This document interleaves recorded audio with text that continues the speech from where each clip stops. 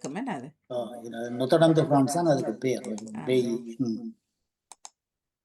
எங்கடையாக்கள் கோல்ன கேளின் கேளின் சொல்லுங்க. அது கோல்ன அப்ப நான் இதை இப்படித்தான். அப்ப நாங்கள் ஒரு கூட்டத்துக்கு போயிருந்தோம் நாங்கள் கேள்னுக்கு. அப்ப கோல்னுக்கு அப்ப இப்ப ஜேனடிசன் தங்கச்சின்ற மகள் அவ அங்க லோ செய்து கொண்டு வந்தவ. அப்ப அங்க போனோடனே இந்த நாங்கள் கேளின்னா அவங்களுக்கு விளங்காது.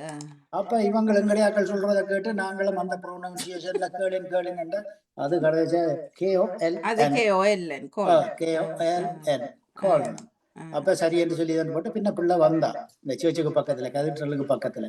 அம்மா இங்க வாங்க, நீங்கள் எந்த இடம் என்ன இது இப்படி நாங்கள் இன்னிடத்த போகணும்னு சொல்லி உங்கள் பிரச்சனை இல்லை, நான் உங்களோட வந்து நான் காட்டி விடுறேன் அப்படின்னு சொல்லி போட்டு சரி நீங்க எந்த ஊர் அப்படின்னு கேட்கத்தான் நான் நெடுந்தீ வந்து சொல்லி சொன்னான். அப்ப நெடுந்தி வண்டி சொன்னால் எங்கட பிஷப் ஜோசப் அப்படி ஓமாமா நான் வேண்டிய ஒரு கசின் சிஸ்டர் இந்த மகள் தான் நான்டா. அப்ப பிறகு சிஸ்டர் தியானடேசன் அதை சொல்ல விளக்கம் தந்து அவர் தன்னுடைய தங்கச்சியுடைய மகள் என்று சொல்லி அந்த நேரம் அவர் NGOவில் வந்து அப்படி ஒரு அசோசியேஷன். அப்ப அதுலதான் ஒரு கவுன்சில் அட்வொகேட் கவுன்சில் அதுல தான் வேலை செய்து கொண்டு வந்தா படிச்சு கொண்டு வேலையும் செய்து கொண்டு சரியான உச்சரிப்பு நாங்களும் பிடிக்காட்டா ஒரு அவசரத்துக்கு அட்ரஸ் கேட்க முடியாம இருக்கும் என்ன சொல்லாம தெரியாது அவர்களே. இப்ப லண்டன் எல்லாம் உங்களோட நாட்டில் லண்டன் ரெண்டா விளங்காதாம என்ன அவர்கள் வேற வாய் சொல்றா இருக்குமா உச்சரிக்கிறதா இருக்கு. அப்ப அதுதான் அப்ப அது எங்களுக்கு தெரிஞ்சிருக்கணும். அது எங்களுக்கு தெரிஞ்சிருக்கணும். அங்க போனா எப்படி இப்ப ஊருக்கு போனாலும் இப்ப லண்டன் சொல்லிடணும். லண்டன் இல்ல அது இப்ப ஸ்காட்லாந்து போனாலும் லண்டன் சொல்லிடும். அப்ப லண்டன் சிட்டி. அப்ப லண்டனுக்குள்ள இருந்தா மட்டும்தான் லண்டன் சொல்லலாம். இப்ப லண்டனை தாண்டி எல்லாம் போறாங்க லண்டன் தான் சொல்றது. அது எனக்கு தெரியல. எங்க பிள்ளை எங்க படிக்காவ லண்டன்ல படிக்கிறா. ஓகே அது பிரித்தானியா. இப்ப பிரான்ஸ்ல வந்து வடிவா சொல்லுவாங்க பிரித்தானியாண்டு கிரேட் பிரித்தானியா சொல்லி சொல்லுவாங்க. அதுல எதுவும் இல்லை. ஆனா ஆங்கிலத்தேர் சொல்லி பிரெஞ்சில சரியா இப்படி ஓடும். அன்பினேஸ்வரர்கள் அனைவருக்கும் இதான வியாழம் பொழுதேன் மகிழ்வான காலை உற்சாக வணக்கம் வணக்கம் வணக்கம். இந்த நாளினே நாளாக அமைய இந்த நொடி வரைக்கும் எங்கள் எல்லோரையும் பேச ஆரோக்கியத்தில் உட்கார வச்ச கடவுளுக்கும் நன்றி பகிர்ந்து என்று அனைத்து நல்ல தினங்களை கொண்டாடி கொண்டிருக்கும் எல்லோருக்குமே தர வாழ்த்துக்களையும் கூறியபடியே இன்று 13/8/2026 மற்றும் ஒரு வியாழங்காலை நேரலை பொழுதோடு இணைந்திருக்கின்றோம். வழமை போலவே மும்மத சிந்தனை நேரம் தொடர்ந்து யோகாசன பயிற்சி, அதனைத் தொடர்ந்து நாங்கள் ஆங்கிலம் கற்போம். டாக்டர் ஜெயரட்மன் அவர்கள் ஆஸ்திரேலியாவில் தனியை காத்திருக்கின்றார்கள். தொடர்ந்து கவிதை நேரம் பகுதி இராவிஜகுருகள் நவலாஸ்வரன் அவர்கள் காத்திருக்கின்றார்கள். எல்லோருக்கும் இனிய வணக்கம். தமிழக வணக்கம் பாருங்கள். வணக்கம் வாணி. தற்போது மும்மத சிந்தனை நேரம் ஆரம்பமாகிறது. பிள்ளை உங்கள் சிந்தனையை தாருங்கள். மீண்டும் ஒரு புதிய நாளை காண தந்த என்றென்றும் ஜீவனோடு இருக்கின்ற தேவகுமாரனுக்கு இதயத்தின் நாளத்திலிருந்து கோடான கூடிய நன்றிகளை எடுத்துக்கொண்டு அப்படி அவன் அன்பான சகோதரி அன்பு சகோதரி திருமதி தோமல கல்வராஜனுக்கு இனிமையான காலை வணக்கம். அப்படி நலமாக உற்சாகமா இருக்கீங்களா? இனிமையான காலை வணக்கம் பாரு. நான் உற்சாகமா இருப்பேன். மிக்க நன்றி. நீங்களும் சார்ந்தானே? சரி, நானும் அதே உற்சாகத்தோடு இருக்கேன். சரி, மிக்க நன்றி சகோதரி. அப்படி நன்றிகளை சொல்லிக்கொண்டு அப்படி அவன் அன்பு சகோதரி திருமதி கலைவாணி மோகனுக்கும் மற்றும் அன்பு சகோதரர் பாமோத்தின் அதிபர் திருவாளர் நடா மோகனுக்கும் மற்றும் பாமத்துக்களை சிறப்புகின்ற எல்லா உறவுகளுக்கும் இயேசு கிறிஸ்துவின் நாமத்தில இனிமையான காலை வணக்கங்களை குறிக்கொள்வதோடு எல்லோருடைய சூழ்நிலைகளை விசாரித்தபடி லண்டன்ல இருந்து கரவட்டி மேற்கு வேலுப்பிள்ளை பாலன் கிறிஸ்தவ தொடர் இலக்கம் 875 என்று சொல்லிக்கொண்டு பழமை போல பரிசுத்த வேதாமத்திலிருந்து புதிய ஏற்பாட்டில புனித லூக்கான் இந்த சுவிசேஷம் 20ஆம் அதிகாரம் இறை வார்த்தைகள் 11 21 முடிய. கர்த்தருடைய பரிசுத்தம் உள்ள நாமத்துக்கு ஸ்தோத்திரம். பின்பு அவன் வேறொரு ஊழியக்காரனை அனுப்பினான். அவனையும் அவர்கள் அடித்து அவமானப்படுத்தி வெறுமையாக அனுப்பி விட்டார்கள். அவன் 3ஆம் தரமும் ஒரு ஊழியக்காரனை அனுப்பினான்.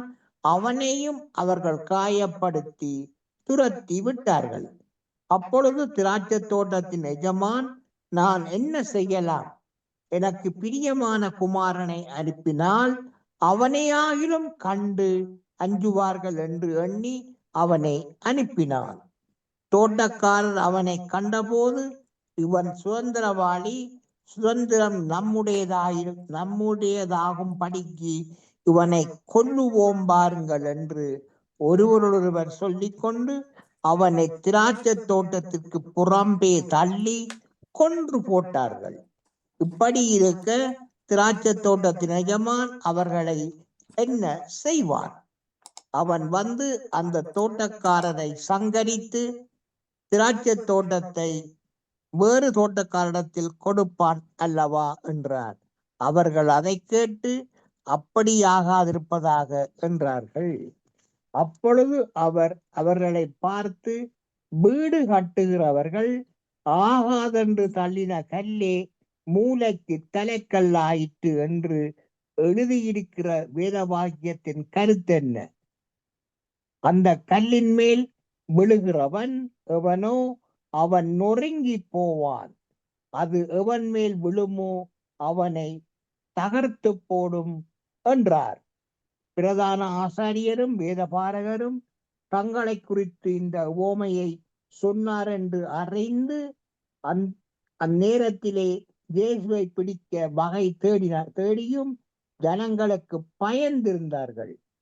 அவர்கள் சமயம் பார்த்து தேசாதிபதியின் ஆளுகைக்கும் அதிகாரத்துக்கும் இயேசுவை ஒப்பு கொடுக்கும்படி இயேசுனுடைய பேச்சிலே குற்றம் கண்டுபிடிக்கலாம் என்று தங்களை உண்மை உள்ளவர்களாய் காண்பிக்கிற வேவுகாரரை இயேசுவிடத்தில் அனுப்பினார்கள்.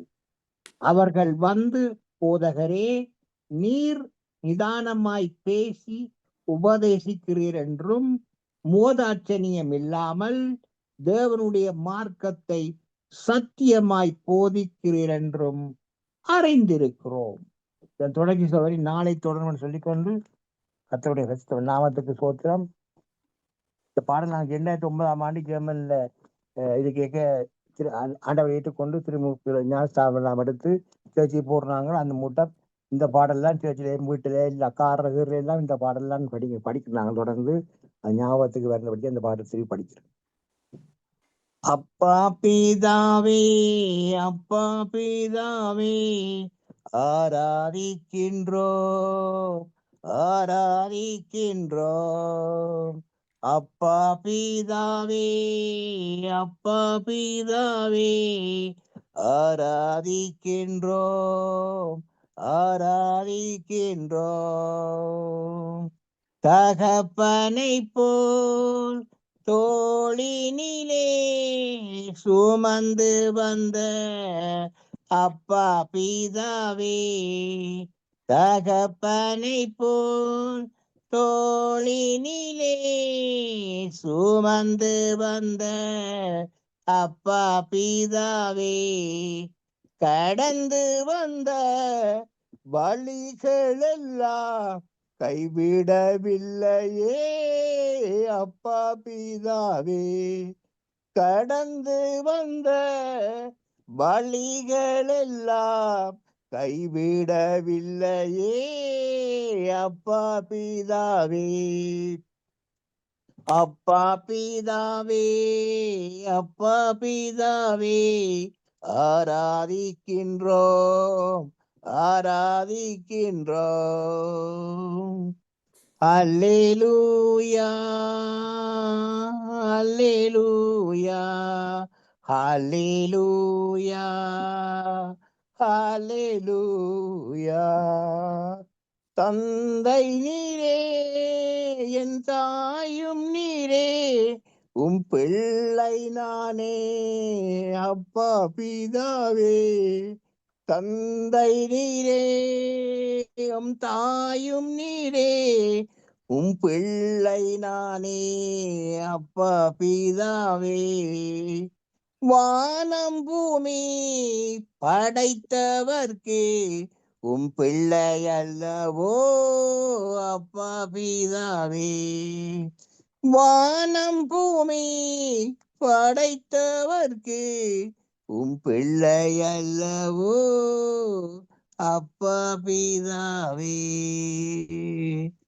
நன்றி இயேசுவே. அன்பான இயேசு ராஜனுக்கு நன்றிகளை சொல்லிக்கொண்டு தகப்பனே, பிரியான மார்க்கமாக ராஜா உங்களது பிள்ளைகள் எந்தெந்த வாகனங்களில் வெளியில் சென்று கொண்டிருக்கிறார்களோ மற்றும் செல்ல இருக்கின்றார்களோ மற்றும் எந்தெந்த இடங்கள் இருக்கின்றார்களோ எல்லா இடங்களிலும் இயேசுராஜனுடைய பிரசன்னம் பாதுகாப்பு தயவு இருக்க வேண்டும் ஜெபிக்கிறேன் தகப்பனே. அப்படியே ராஜா தினமும் நீங்கள் பாதுகாத்து வருகிறமைக்கும் இந்த நாளிலும் தூதருடைய பிரசன்னம் பாதுகாப்பாக வழிநடத்திக் கொண்டிருப்பதற்காகவும் வழிநடத்த பூர்வமைக்காகவும் இயேசுராஜனுக்கு மீண்டும் உடைய கோடான கோடி கோடி நன்றிகளை செலுத்திருந்தாப்பனே. சோதரன் ராஜா மற்றும் தகப்பனே, தேசங்களில் தகப்பனே நிரந்தரமான சமானத்தை கொண்டவனை ஜபிக்கிறேன் ராஜா. தகப்பனே, இந்த நாடுகளை போர் நடக்கிற ராஜா, அந்த நாடுகளின் அதிபர்களோடு நீங்கள் பேசுங்க. நீங்கள் பேசு ராஜா, நிரந்தர சமாதானத்தை கொண்டு வாங்க ராஜா, நிரந்தரமான சமாதானம் நீங்க அப்படி கொண்டு போறமைக்கா நன்றி ராஜா. மற்றும் தகப்பனே, பிரசவங்களுக்காக காத்திருக்க சகோதரிகளுக்கு சுகப்பிரசவங்களை கட்டளையிடுவார் ஜபிக்கிறேன் தகப்பனே. தகப்பனே, ஒரு கட்டளை இடுங்க ராஜா, அதுக்காக நன்றி செலுத்துவோம் தகப்பனே. சோத்திரன் ராஜா. மற்றும் தகப்பனே, பாமூத்தின் அதிக குடும்பம் கைட்டு செய்யும் சகலவற்றையும் பாமூத்தின் அதிக குடும்பம் கைட்டு செய்யும் சகலவற்றையும் அணுதினம் அவர்களை ஆசீர்வதித்து அவர்களை பலப்படுத்தி அவர்கள் செல்லும் இடமெல்லாம் அணுவினாடியும் கூடவே இருந்து அவர்களை இறகலான மூடி அணுவினாடியும் பாதுகாத்து வர வேண்டும் என்று இயேசப்பாவோட பிரார்த்தனை எடுத்துக்கொண்டு சவரி விடப்படுறேன். நன்றி, வணக்கம். நன்றி, வணக்கம். பாரம்பரிய பிள்ளைவர்களே, ஜானடேசன் சத்தத்தை பெண்கள் டேவிட் ஆண்டனி அவர்கள் உங்கள் சிந்தனையற்றாருங்கள். ஓகே, ஒருக்கா ஜானடேசன்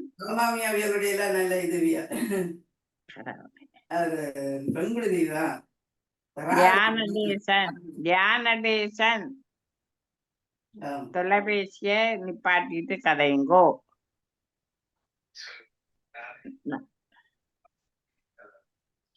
டேவிட் அவர்களை உங்கள் சிந்தனையற்றாருங்கள். ஓகே, நன்றி. இறைவனின் செயல்களை ஒருபோதும் மறவாதிருங்கள் என்கின்றார் திருப்பாடலாசிரியர். பிதாச்சுதன் தூயாவியின் பேராலே ஆமென். இறை புகழ்ச்சி உமக்கே. அன்பு பாமுக உறவுகளுக்கு எனது காலை வணக்கம். உங்கள் குடும்ப நல உற்சாகத்திற்காக இறைவனை பிரார்த்தித்து கிறிஸ்தவ நற்சிந்தனை வழங்குபவர் பிரான்சில் இருந்து டேவிட். சிந்தனை தொடரன் 2154 பொதுக்காலம் 19ஆம் வாரம் இன்று வியாழன் தினமுமாகும். இன்று திரு அவை புனித போன்சியஸ் அவர்களை நினைவு கூறுகின்றது. அன்பான உறவுகளே, எம்மை படைத்தவரை பாதுகாத்து வருபவரை நாம் தொடர்ந்து பாடுவோம். எஞ்சிய நாட்கள் எந்தவனுக்காக எழும்பி சுடர் விட்டு பிரகாசிப்போம். எஞ்சிய நாட்கள் தம் தேவனுக்காக எழும்பி சுடர் விட்டு பிரகாசிப்போம்.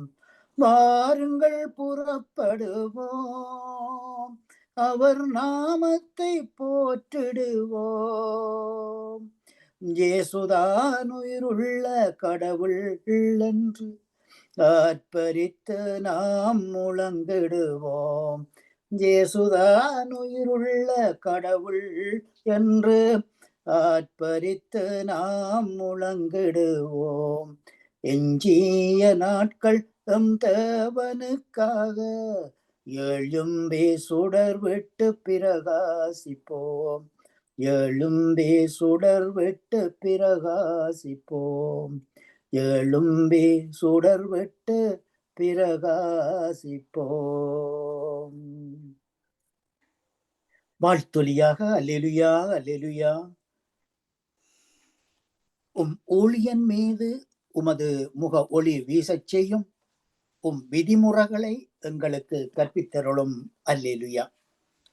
புனித மத்தேயு இன்றைய நற்செய்தியாக புனித மத்தேயு எழுதிய நற்செய்தியில் இருந்து வாசகம். அதிகாரம் 18 வார்த்தைகள் 21, அதிகாரம் 19 1 வரை. அக்காலத்தில் பேதுரு இயேசுவை அணுகி, ஆண்டவரே, என் சகோதரர் சகோதரிகளுள் ஒருவர் எனக்கு எதிராக பாவம் செய்து வந்தால் நான் எத்தனை முறை அவரை மன்னிக்க வேண்டும்? 7 முறை மட்டுமா என கேட்டார். அதற்கு இயேசு அவரிடம் கூறியதாவது, 7 முறை மட்டுமல்ல, 70 தடவை 7 முறை என நான் உனக்கு சொல்லுகின்றேன். விண்ணரசை பற்றி பின்வரும் நிகழ்ச்சிக்கு ஒப்பிடலாம். ஓர் அரசர் தம் பணியாளர்களிடம் 10,000 தாலந்து கடன்பட்ட ஒருவனை கொண்டு வந்தனர். அவன் பணத்தை திருப்பிக் கொடுக்க இயலாத நிலையில் இருந்தான். தலைவரோ அவனையும் அவன் மனைவி மக்களோடு அவனுக்குரிய உடைமைகள் யாவற்றையும் விற்று பணத்தை திருப்பி அடைக்க ஆணையிட்டார். உடனே அப்பணியாளன் அவர் காலில் விழுந்து பணிந்து, என்னை பொறுத்தருள்க, எல்லாவற்றையும் உமக்கு திருப்பி தந்து விடுகின்றேன் என்றான். அப்பணியாளரின் தலைவர் பரிவு கொண்டு அவனை விடுவித்து அவனது கடன் முழுவதையும் தள்ளுபடி செய்தார். ஆனால் அப்பணியாளன் வெளியே சென்றதும் தன்னிடம் 100 தெனாரியம் கடன் பட்டிருந்த உடன் பணியாளர் ஒருவரை கண்டு, நீ பட்ட கடனை திருப்பித்தா என கூறி அவரை பிடித்து கழுத்தை நெரித்தான். உடனே அவனுடைய உடன் ஊழியர் காலில் விழுந்து, என்னை பொறுத்தருள்க, நான் திருப்பி கொடுத்து விடுகின்றேன் என்று அவனை கெஞ்சி கேட்டார். ஆனால் அவன் அதற்கு இசையாது கடனை திருப்பி அடைக்கும் வரை அவரை சிறையில் அடைத்தான். அவருடைய உடன் ஊழியர்கள் நடந்ததைக் கண்டு மிகவும் மனம் வருந்தி தலைவரிடம் போய் நடந்தவற்றை எல்லாம் விளக்கி கூறினார்கள். அப்போது தலைவர் அவனை வரவழைத்து, பொல்லாதவனே, நீ என்னை வேண்டிக் கொண்டதால் அந்த கடன் முழுவதையும் உனக்கு தள்ளுபடி செய்தேன். நான் உனக்கு இரக்கம் காட்டியது போல நீயும் உன் உடன் பணியாளருக்கு இரக்கம் காட்டியிருக்க வேண்டும் அல்லவா என்று கேட்டார். அத்தலைவர் சினம் கொண்டவராய் அனைத்து கடனையும் அவன் அடைக்கும் வரை அவனை வதைப்போரிடம் ஒப்படைத்தார். உங்களுள் ஒவ்வொருவரும் தம் சகோதரர் சகோதரிகளை மனதார மன்னிக்காவிட்டால் விண்ணுலகில் இருக்கும் என் தந்தையும் உங்களை மன்னிக்க மாட்டார்.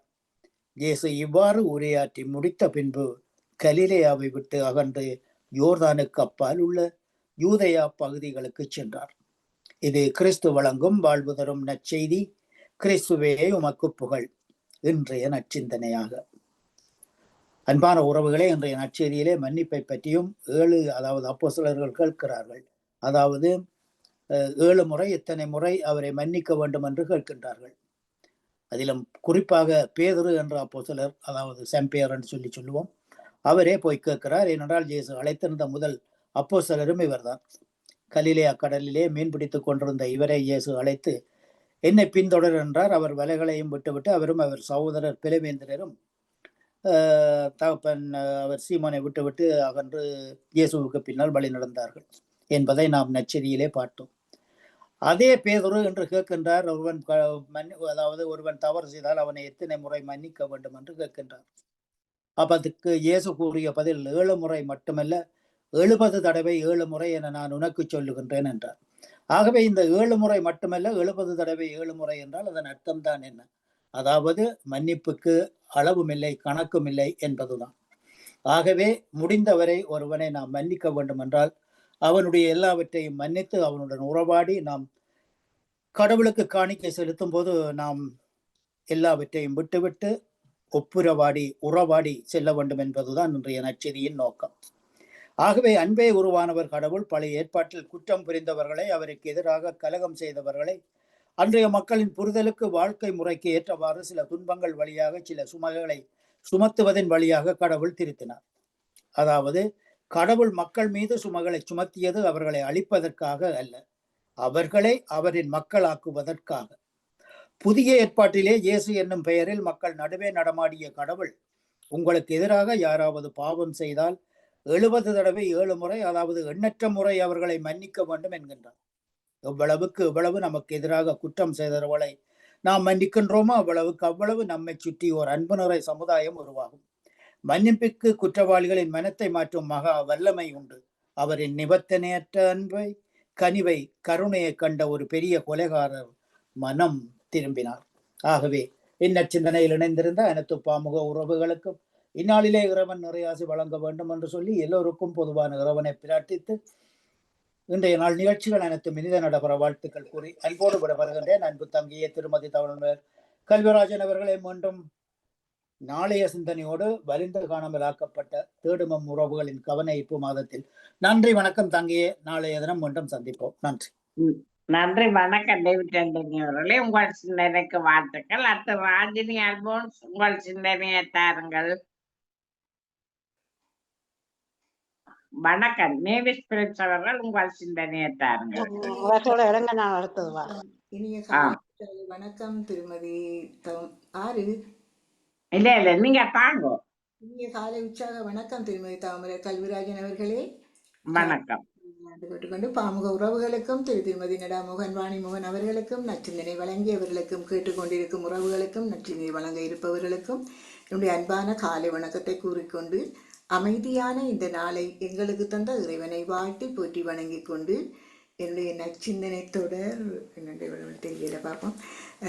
இன்றைய இறை வார்த்தையின் சிந்தனையாக தண்ணீர் மேல் எழுத்து மன்னிப்பில்லா வாழ்வு இரண்டுமே அழியும் விரைவில் மன்னிப்பு மட்டுமே புண்ணுக்கு மருந்து என்கின்றது உளவியல் ஆன்மீகம்.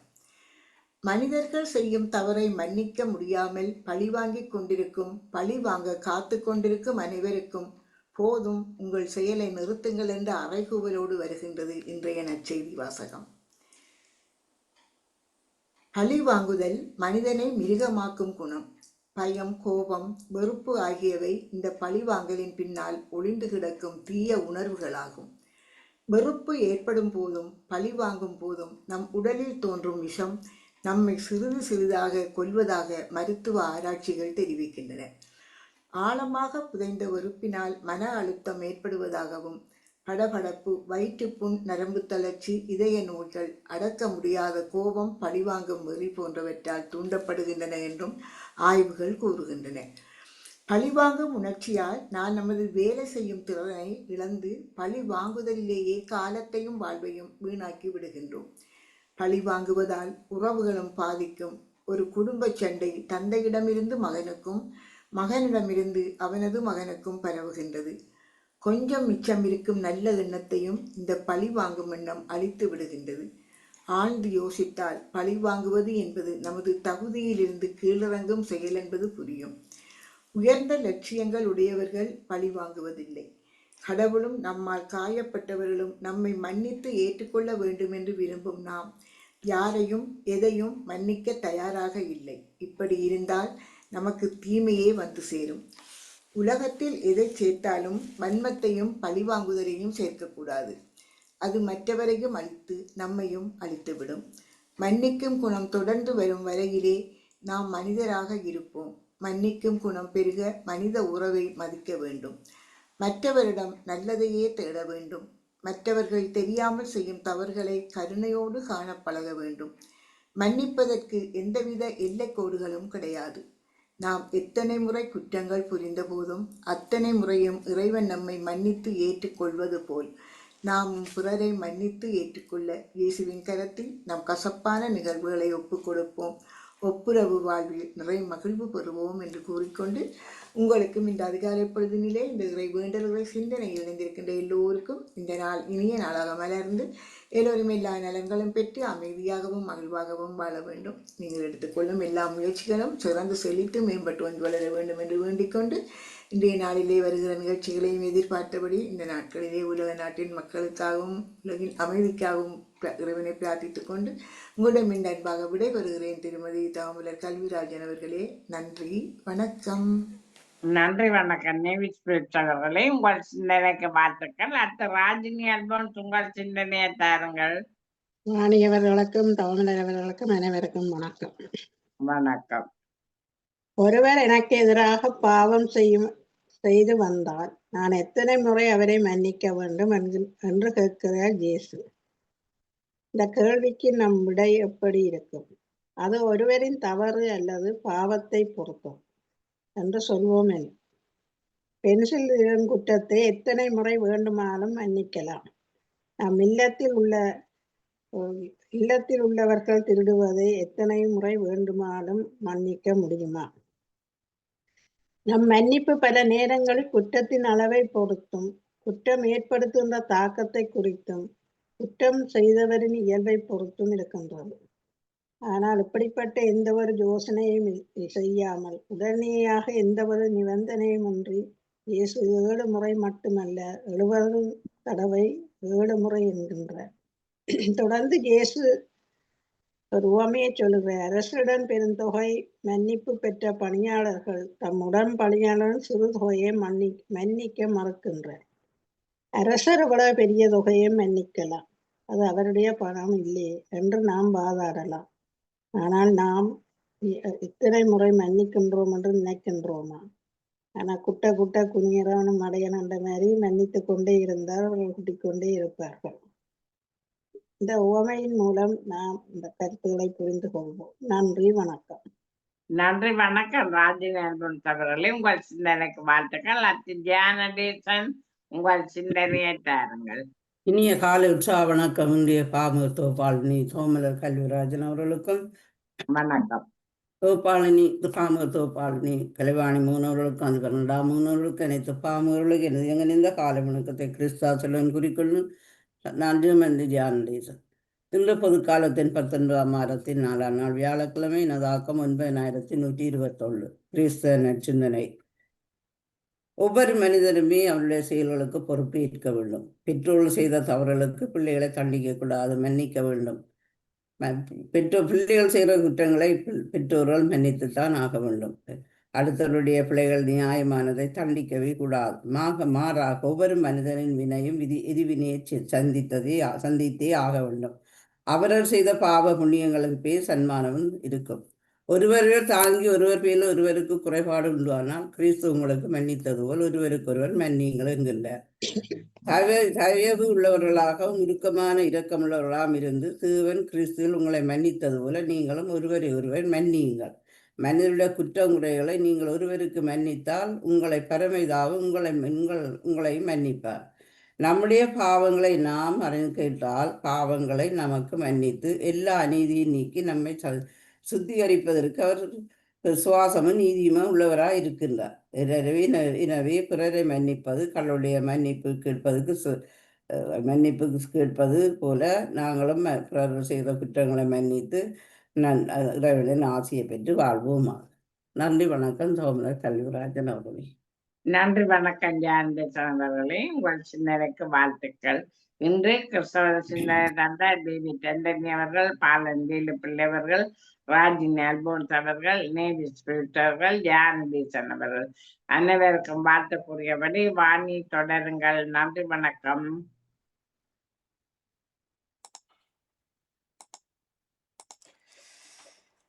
நன்றி நன்றி வணக்கம். நன்றி வணக்கம். மிக சிறப்பு. மிக்க மிக்க நன்றி எல்லோரின் சிந்தனைகளுக்கும். நன்றி வணக்கம். நன்றி, வணக்கம். வணக்கம். மன்னித்து வாழ்ந்தால் என் நிலைமையெல்லாம் இப்படி இருக்கேன்னா உலகம் உலகமே இப்படி இருக்கு. அவளுக்கு மன்னிப்பு கொடுத்தாள். சரி, நன்றி வணக்கம். நன்றி தமிழக்கா. ரெடியாங்கோ யோகாக்கு. நன்றி வணக்கம். சரி, கடகரண்டு ஓடி செல்லும் நேரம் லண்டனில் 8:41. இப்பொழுது நாங்கள் உடனடியாக